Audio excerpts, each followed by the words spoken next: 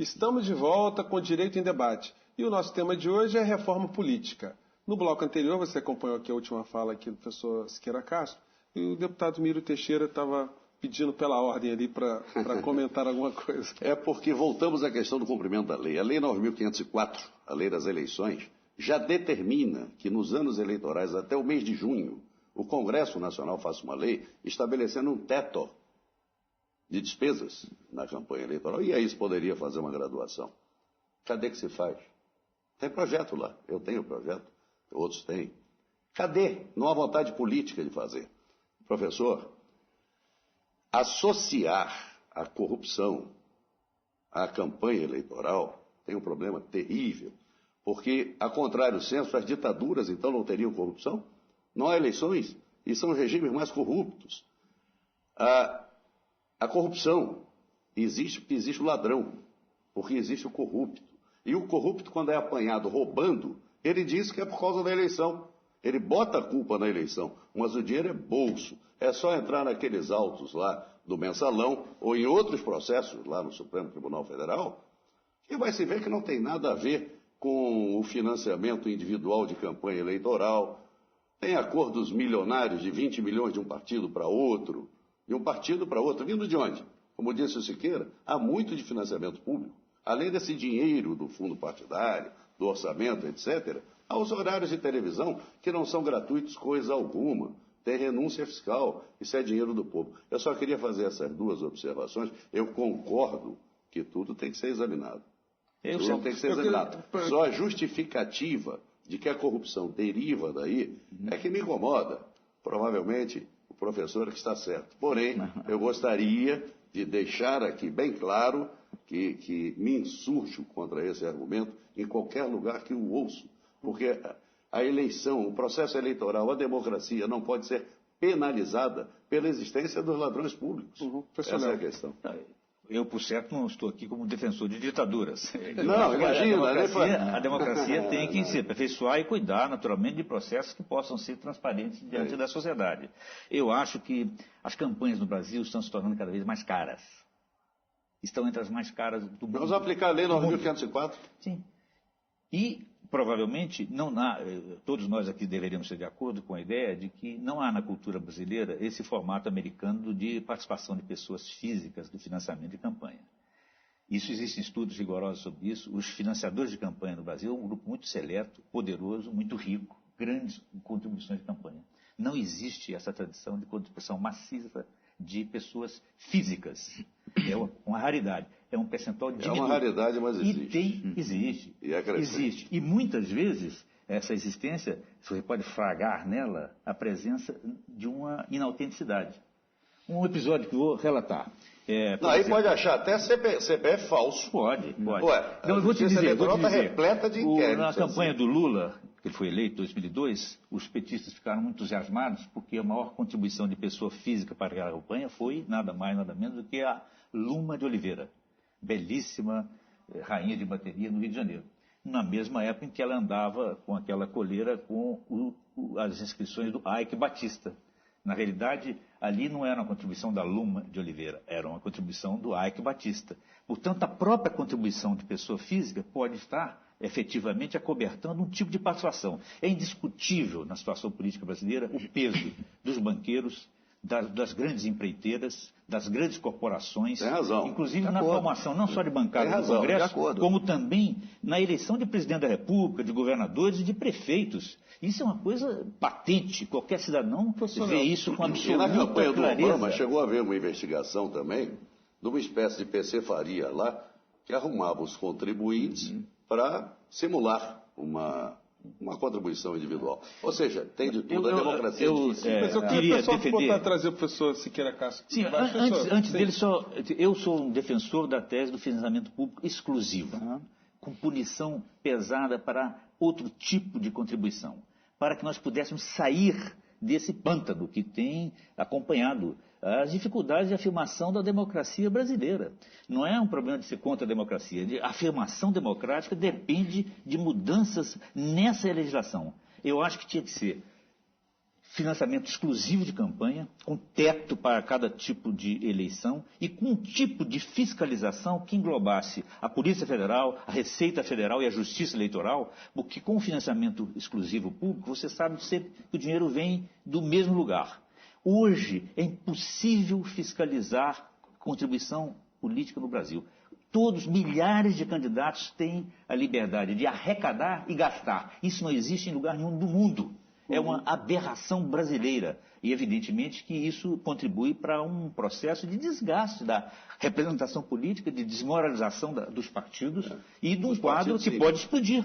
Agora, existe em outros lugares do mundo, sim. Nos Estados Unidos pode haver a opção, inclusive, do financiamento público ou do financiamento privado ou misto. O Bush, por exemplo, optou pelo financiamento público e, em parte, fez o financiamento privado. E o Obama o que eu disse que não existe em lugar nenhum do mundo é o candidato que arrecada e gasta. Em geral, as arrecadações são feitas pelas estruturas partidárias, ou até em fundos, como esse que está sendo proposto agora lá pelo relator da reforma do Congresso Nacional. Deixa eu pegar aqui o professor Siqueira Castro. O senhor citou aqui o Obama, o deputado Miro Teixeira também citou, o professor Léo também especulou um pouco sobre o assunto. Nós estamos chegando agora a uma época de grande participação das pessoas pelas mídias sociais. O senhor acha que isso é um componente que pode alterar esse quadro também? Sem dúvida, sem dúvida. Essa é a grande novidade do século XXI, né? É o poder da internet, das redes sociais. Isso muda o nível de interlocução entre o eleito e o eleitor. Isso dissemina a informação com uma velocidade fantástica, né? Muda inteiramente a realidade política. Eu acho que nós temos o legislador brasileiro, Congresso Nacional, o deputado Miro Teixeira sabe bem disso, ele tem que levar na mais alta consideração esse novo fenômeno da comunicação do século XXI, que é a informação digital. Nós teremos, né, campanhas digitalizadas cada vez mais nessas redes sociais, campanhas eletrônicas, e que um poder de disseminação de mensagens e até de aliciamento das simpatias, do processo de sedução do eleitor, muito mais robusto, muito mais invencível do que a imprensa escrita, tradicional, a própria televisão. Eu não tenho dúvida disso. Professor Léo, como é que o senhor vê esse fenômeno, analisando, já que é uma coisa mais da área do senhor? Esse fenômeno, ele pode jogar um pouco mais de luz sobre as trevas que muitas parcelas do eleitorado sofrem em época de eleição, porque muita gente não quer votar, tem raiva de político. O deputado Miro Teixeira deve sofrer muito isso quando se apresenta em alguns locais, né? A gente, não quero conhecer deputado. Não, graças a Deus eu não passo por esse problema. Mas o senhor sabe desse fenômeno, o senhor sabe dessa... Eu acho que o povo, o deputado Miro é muito respeitado, muito estimado. Eu acompanha mais do que se imagina as coisas, mas eu não quero interromper. Tudo bem, eu acho que esse fenômeno é bem-vindo. E ele pode contribuir efetivamente para alargar os espaços. E é irreversível também. É irreversível, eu acho. E, inclusive, pode conferir à cidadania instrumentos de pressão que até antes da existência disso não tinham presença e eficácia real.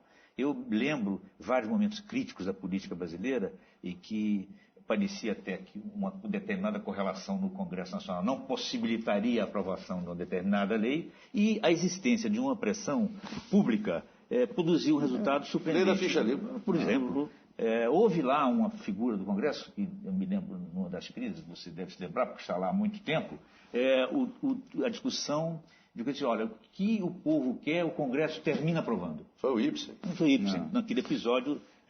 Então, na realidade, faz o que o povo essa manda. pressão que hoje adquire uma configuração massiva, inclusive na organização de manifestações de rua. Eu acho que esse vento que sopra vindo da Europa, os indignados, os que estão na Espanha, há um tipo determinado de rechaço à política, a determinada política.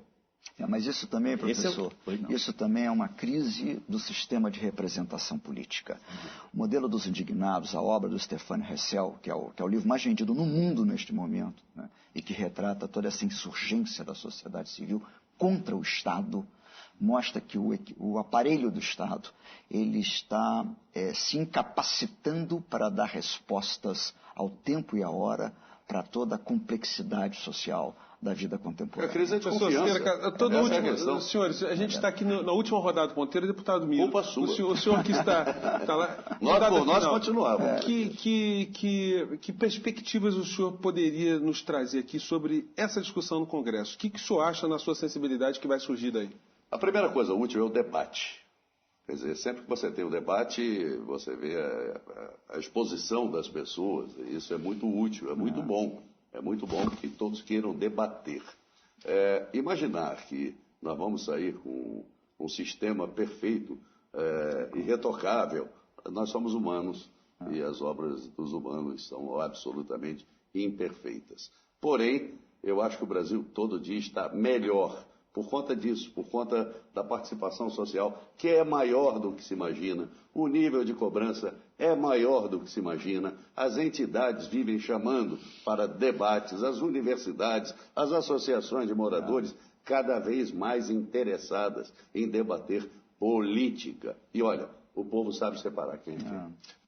Infelizmente, direito de debate fica por aqui, mas a gente espera ter dado uma contribuição a essa discussão. Mas você pode rever o programa no site da OAB Seção Rio de Janeiro, acessando www.oabrj.org.br. Você também pode mandar suas críticas e sugestões para o nosso e-mail, direitoemdebate@oabrj.org.br. Eu agradeço muito a participação dos nossos convidados de hoje, o sociólogo Léo Lince, o doutor Carlos Roberto Siqueira Castro, conselheiro federal da OAB Seção Rio de Janeiro, e o deputado federal Miro Teixeira, do PDT, também aqui do Rio de Janeiro. Semana que vem a gente se encontra aqui em mais um Direito em Debate. Um grande abraço e tchau.